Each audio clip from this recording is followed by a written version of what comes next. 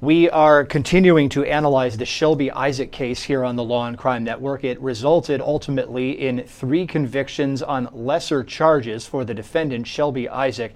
She was accused of shooting and killing a man, his girlfriend, and their unborn child over what prosecutors claim was a robbery that resulted in an appointment earlier that day involving hair weaves or hair extensions. The state's version of the case was that the defendant purchased some hair extensions, set up an appointment for a later purchase, and that later purchase was really supposed to be a robbery. One of the attorneys who defended Shelby Isaac is joining us now live on the Law and Crime Network. Lauren Fuchs is a defense attorney in Memphis, Tennessee. Lauren, it's good to see you here on Law and Crime because we watched so much of the trial. Thank you for having me. So this ultimately was an interesting verdict. The state did not get the top counts that the state sought, and the verdict was ultimately mixed as to the 3 victims. Second-degree murder for E.J. Tate, reckless homicide for Edwina Thomas, the girlfriend, and criminally negligent homicide for the unborn child. What did you make of the split verdict that the jury delivered last Friday? Based on the facts of the case as they were presented, if you were to look at it objectively, you would think it would probably be an all or nothing verdict, meaning that if the jurors all believed unanimously, they would have either acquitted or gone for first degree. When you have a reduction from that main charge, the first degree charges, a lot of times that can indicate something called a compromised verdict. And that's when jurors kind of meet in the middle. That's exactly what I thought when I saw this, because look, I've been wrong before in life and I probably will be again.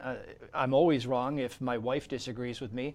But, you know, I listened to this verdict on Friday evening and I remember saying on the air that I thought this should be an acquittal. And then the jury came back with some version of a guilty verdict. I thought that the closing argument you gave was skillful. I thought that it was delivered in absolute perfection, and I was buying into the defense's version of the story. There were so many gaps in the state's case in this that I didn't think the state had proven the counts beyond a reasonable doubt. And look, I sit here and watch these trials go by week after week after week. And if it looks like the state has an extremely strong case, I say so because we also just covered one of those cases here on Law and Crime in Florida. But when there's reasonable doubt, I say, wait a minute, I'm not sure I'm buying the way the state's presenting this evidence.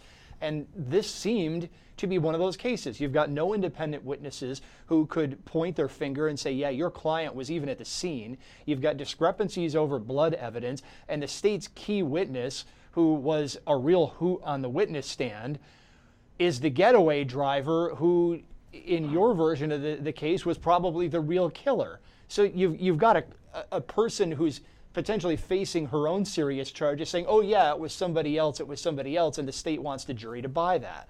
That's always problematic. It is. It absolutely is. And you know, sometimes it just can boil down to who gets to tell their story first. And Victoria C. was arrested that day within hours, and after being questioned for almost 12 hours, gave a statement implicating Shelby, and then she was given a $10,000 bond and only charged with accessory after the fact. That in and of itself bothered me when I was doing my research in the case because, as you correctly pointed out, it was Victoria C. who was arrested first, and your client wasn't arrested for a couple of days, as I understand it. She originally tried to turn herself in on January 25th because she had been told that she had become a person of interest. They released her without charge. And then she again came back on February 5th and turned herself in again. And that was when they took her into custody. Yeah, the whole circumstances surrounding this are just very, very bizarre. And I thought, as I said, your closing argument really skillfully put together a complete counter-narrative to the state's case. You've got gaps in witness memory, and the blood evidence just didn't make a lot of sense. The blood in the getaway car was on the driver's side, and the getaway driver wasn't your client, it was the other person. That's right. That is right. It was concerning. It was concerning. So where do things go from here? I mean, I'm sure that this is something that your office is considering appealing, and if not your office, then another office. Absolutely. The next step in sequence is going to be the sentencing phase. So we will be preparing all of the information that we need to go ahead and, with where we're at right now, get the best sentence possible. And then next will be the motion for new trial. When it comes to sentencing on these particular crimes in Tennessee, I haven't had a chance to add everything up here, but I'm sure that you have. What's the worst case scenario, and do you have any sense of what you're going to be asking the court to do? The second degree charges, she was found guilty of 2 counts because the state had charged premeditated first degree murder against Eddie Tate and murder in the perpetration of a felony versus Eddie Tate. The jury came back with second degree on both of those. Those 2 will merge. So she will only be facing 1 sentence as to those 2 counts. Second degree murder in Tennessee carries between 15 and 25 years.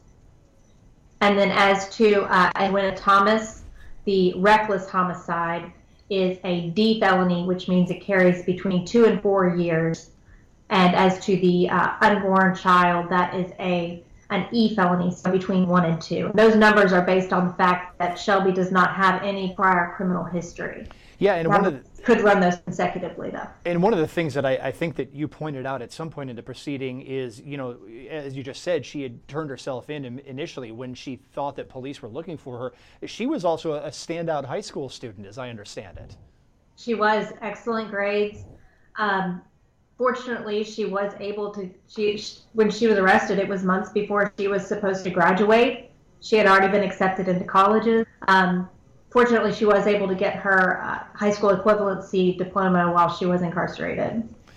What was the relationship between your client and this getaway driver, Victoria Say? Did they know one another? Were they friends? Because I don't, and forgive me, I don't know everything about the case, but I don't remember the parts that I did watch giving us a clear sense of how they were related. How did Victoria Say, the getaway driver, come to point the finger at your client, Shelby Isaac, after this lengthy police questioning?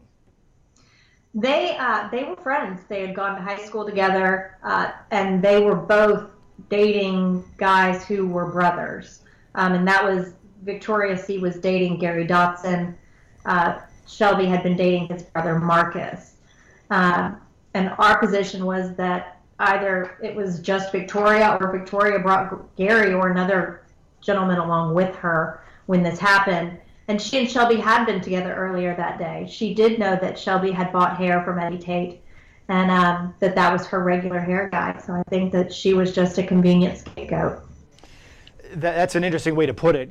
That might be the quote of the day, convenient scapegoat. I'm not sure if you said that one during the trial, but it's one of those lines that would stick out in the minds of the jurors, I'm sure. It was definitely the tone of the trial that we tried to set, and I think was supported by the evidence. So we know what's going to be next for sentencing. We know what the parameters are. Do you have a sense, and if you do, could you share it with exactly what you might be asking the court to do? We'll be asking the court for the minimum sentence. So we'll be asking for all of the charges to be run concurrently, and for that 15-year sentence. I want to take a break from our discussion now, because one thing that stood out in the minds of our viewers, and I'm sure that you remember and will remember for some time, is that your client fainted when the verdict was being read. I want to play that clip again and then ask your reaction after we watch it one more time. Ms. Isaac, please stand. Count one of this verdict reads, we the jury find the defendant guilty of second-degree murder as included in count 1. Signed by the foreperson of the jury. Ms. Murphy, is that your verdict? Mr. Aldridge, is that your verdict? Ms. Foster, is that your verdict? Yes. And is that your verdict, ma'am? Is that your verdict, ma'am? Sir, is that your verdict? Ma'am, is that your verdict? Ma'am, is that your verdict? And is that your verdict, ma'am? Yes. Okay. Mr. Fuchs? Yes, sir. Is that your verdict, sir? Is that your verdict, sir? Yes, sir. Okay. As to count 2 of the indictment, We, the jury, find the defendant guilty of second-degree murder as included in count 2. And it's also signed by Ms. Murphy. Is that your verdict, ma'am? Sir, is that your verdict? Yes, sir. Your verdict, ma'am? Yes. Your verdict, ma'am? Yes. Your verdict? Your verdict? Your verdict? Your verdict, sir? Yes, sir. Your verdict? Your verdict? Yes, sir. Your verdict. As to count 3, verdict reads, we, the jury, find the defendant guilty of criminally negligent homicide as included. That was count 4. I'm sorry, I skipped one. In count 4, a criminally negligent homicide is included in count 4. Is that your verdict, ma'am? Your verdict? Your verdict? Your verdict, sir? Your verdict? Yes, sir. Your verdict? Your verdict? Yes. Your verdict? Your verdict? Your verdict? Your verdict? Your verdict, ma'am? In count 3, we, the jury, find the defendant guilty of reckless homicide as included in count 3. Ma'am, is that your verdict? Is that your verdict? Is that your verdict? Yes, sir. Is that your verdict, sir? Is that your verdict? Your verdict? Your verdict?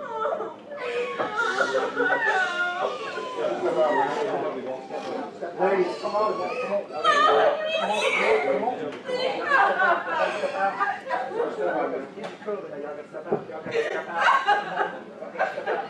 Well, ladies and gentlemen,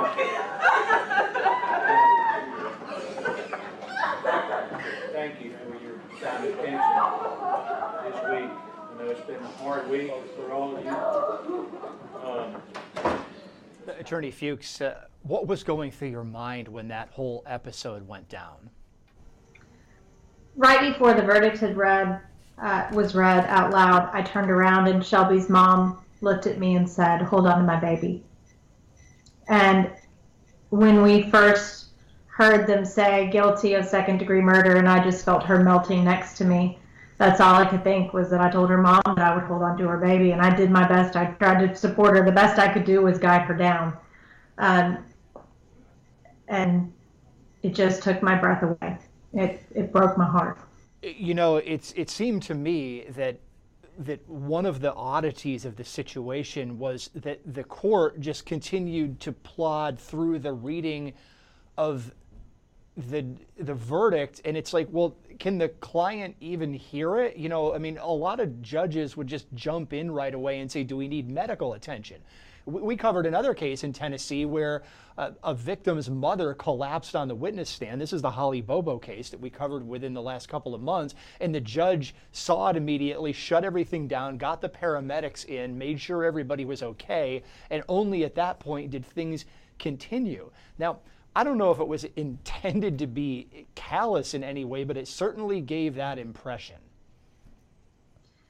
I think that the overall concern of the judge was to try to get through the verdict because obviously emotions were so high, and Shelby was unconscious. Her family was getting very worried. I think the judge wanted to just get through it and try to proceed as quickly as possible once that happened. I mean, a lot of people would ask the question, you know, was she okay after that? I mean, what happened? Did she need to see a doctor? Did she make it through it medically okay? She was sent to the medical unit as soon as she was escorted out of the courtroom. Have you ever had anything like that happen to you as a defense attorney before? I have not. I have not. And I've grown to know Shelby very well, and it really, truly broke my heart. So when you were in the midst of putting together your closing argument, I said before that it came across to me as skillful, it was prepared, and I think that you struck the perfect tone between being inquisitive, critical, and friendly, not overly combative. The term that my trial advocacy professor always used and that I use often here on Law and Crime is that a defense attorney always needs to wear the white hat, that the defense attorney is just as much of an advocate for the truth as the state is. And a lot of times we don't always see that in practice. But I thought your closing argument should be played in trial advocacy classes as an example of a defense attorney trying to wear the white hat and make sure the jury really understands the evidence. What were you going through in trying to craft the argument that you could at least share with us? Really, there were a lot of things that stood out, and a lot of things stood out kind of categorically. You had the issues within the witness statements, and it did boil down to two different groups of witnesses between Victoria's people and everyone else. And then in the investigation itself, you had some glaring omissions, and the evidence that Victoria had kind of set the police towards never panned out. So just wanting the jury to see that and remember that, and understanding that jurors may not ever truly understand what beyond a reasonable doubt means. Half of the attorneys that are practicing don't really truly understand what beyond a reasonable doubt means. But just doing the best that you can to make them understand all of these things that give you pause and make you question what was going on really. That's where that reasonable doubt is, and that's where you need to find it. So just trying to structure it so that it made sense and that it accurately and properly reflected the evidence so that we maintain credibility. One thing that I know that I mentioned on the air here on Law and Crime, and that I'll bring up again, is this was a unique opportunity for us to watch a father-daughter pair of attorneys defend a client. You practice law along with your father. My guess is that he's probably some kind of a role model, considering that you chose his profession. Absolutely, absolutely. I adore my dad as a father, and I have so much admiration for him as an attorney. He's actually in our state. He is widely known as a mentor to young trial attorneys and just the Tennessee Association of Criminal Defense Lawyers as a whole. He is a stalwart advocate and just an amazing mentor and a fun person to fight alongside. Do you try almost all of your cases along with him? I think you're what, a four-person firm? So my guess is that sometimes you're with him in court and many times you're not. We alternate. There are four partners and one associate with our firm. We are actually a father-daughter, mother-son team among the partners. And Dad and Lorna McCluskey have been law partners for a long time. So we mix up. A lot of times you can kind of feel what kind of dynamic you want on a particular trial.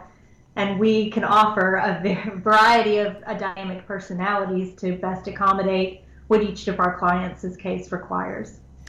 So did you decide at a young age that you wanted to be an attorney based on seeing your father at work every day? Or what was it that led you into this career? I'm sure a large part of it was always having admired my dad and listening to him talk about what he does and why he does it, and truly wanting to advocate for those who so often don't have a voice. I grew up seeing my dad helping people, and at the end of the day, I wanted to be able to do that too. So since the rest of us didn't have the benefit of growing up in your household, how would your father phrase that? It's not even so much in the way that he would phrase it, just he gets this light in his eyes and you can hear the fire in his voice when he's fighting for someone, and you just, it's throughout his entire body, and you just see the passion and the true zealousness that's in him for this field. What's your favorite thing about your practice? What do you like about it the most? Is it that giving the voice to the voiceless? Am I basically asking the same question 3 or 4 ways? I've always said that I truly believe that criminal defense and the medical field are the two places that you should go if you really want to truly be able to help someone at the worst time in their lives. You know, we have not only our clients, but their families, and we are able to pull them up out of the deepest depths that they have ever found themselves in. And that is truly rewarding. We always find it interesting to hear from attorneys about what motivates them because we watch them in court and then get a chance many times to talk with them after the fact. So certainly hearing this is illuminating, and I've never had two attorneys answer the questions the same exact ways, but I do ask them of almost everyone who joins us after a trial here on Law and Crime. It'll be interesting to see where sentencing goes. I think we're going to try to keep an eye on that. And certainly let me know how this goes through the appeals process. The jury saw it one way. I guess you probably wish I had been on your jury because I saw reasonable doubt here. But other people have disagreed with me for a long time and probably will continue to do so. Well, both of the alternate jurors actually, when we spoke with them, said not guilty. Oh, that's interesting. Because if they were on the final jury, then it would have been a hung jury, or maybe they would have convinced everyone to flip the other way. Potentially. We'll never know. We'll never know. We never will. Now, in Tennessee, do you get a chance to talk to the jurors after the proceeding? Did you get a sense of why they voted the way they did? I opted not to speak with them. I went to Shelby's mom and made sure that she was okay. So I did not have an opportunity to speak to the jurors before they were escorted out of the courthouse. I know that in some states, attorneys can talk with them in the courthouse. In other states, attorneys can actually get a hold of jurors after the verdict, after a certain period goes by. Every state does that a little bit differently. Had you had a chance to talk with them, what would you have asked them? Why, what evidence it was that stood out to them, and how they were able to reconcile the inconsistencies among the proof that supported the state's case as they presented it. You know, that might have resulted in an answer that lawyers might not have wanted to hear, and then it perhaps would have boiled into an answer like, well, we compromised because it seemed like maybe she did it. Which leads to a big issue with the burden of proof. Mm-hmm. That's exactly right. That's exactly right. And I think that's probably where it would have gone with some of the jurors. But in Tennessee, we're not allowed to intrude upon the deliberation process. They can volunteer whatever information they would like to tell us, but we're not specifically allowed to ask about the deliberation as a whole. That's interesting. So anything about the case that jumped out in your mind that we haven't talked about that maybe our viewers should know? Not off the top of my head. I've never had a case where prior to picking the jury, we were told that they were interviewing a witness for the trial, who then testified at the trial. That's interesting. I think we may have talked about that a little bit before we went on the air here. That's right. The police were still investigating bits and pieces of this on the eve of trial. Yes. How does that happen? Because now this gets us into another procedural thing, and I'm glad that you brought it up again, because in a lot of states there's open file discovery. You know, I'm licensed in New Hampshire, one of two states where I'm licensed, and there's open file discovery. There can't be last minute witnesses. I know in Florida, we just wrapped up a trial there where the defendant was convicted of 4 counts of first-degree murder, ultimately didn't get the death penalty, although it was an option in Florida, and we just had the prosecutors in that case say, hey, look, in Florida, we have open discovery. In Florida, there are depositions of witnesses. The defense attorneys can depose all the state's witnesses before trial. And so to hear you say in Tennessee that there can be all this activity in the bushes leading right up on the eve of trial, how is it possible to put forward a defense? Well, we do have open file discovery, and I did meet on several occasions.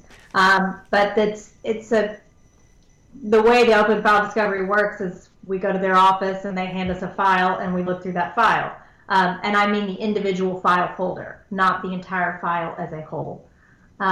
So sometimes it's just that things get mislaid. The broken iPhone that was in this case, one of the officers had checked out in February of 2016 and never checked it back in. And no one found it until the Friday before trial.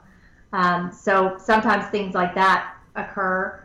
But it does make it difficult when you have to review witness statements in the prosecutor's office and you don't actually get a copy of it to prepare cross-examinations and opening statements until the day of trial. Yeah, I mean, at that point, why call it open file discovery? That's what they call it. Well, it leads to questions about labels and everything. But look, I mean, I talk about the process so often here on Law and Crime because when you dig into the way the different states operate, and we're front and center to that here, it's oftentimes in the process that results in an outcome. It's not a fact. You know, if every state allowed the deposition of witnesses, would it make it easier for the defense to truly treat the trial as a search for the truth, not just a production? I think that is definitely a conversation that should be had in Tennessee because that's important. Now, the prosecutors in our case, like I said, they did allow me to come to the office and go through the file. We went through all of the physical evidence. I don't know that there was any intentional withholding of anything, and I made clear to the judge I was not asserting that there was any intentional withholding of evidence, but there was evidence that we received the Saturday before trial and things like that happen that shouldn't happen. Whether they're intentional or not, they shouldn't happen. Yeah, I mean, it just raises so many questions about the procedural fairness. Procedural due process would be the constitutional language for it, because if the process makes it hard for a defendant to put forward a case, then hopefully we all would agree that that there's just something that doesn't seem fair about that. Absolutely. Well, I certainly appreciate the conversation. I know you probably have other cases to get to. It is the eve of a holiday, so if you get a chance to enjoy your Thanksgiving, I hope you do get that chance as well. Lauren Fuchs, criminal defense attorney in Memphis, who tried the Shelby Isaac case along with her father as co-counsel. We really appreciate you joining us here on the Law and Crime Network. Thank you for having me, and you have a happy Thanksgiving as well. Okay, thank you very much. We are going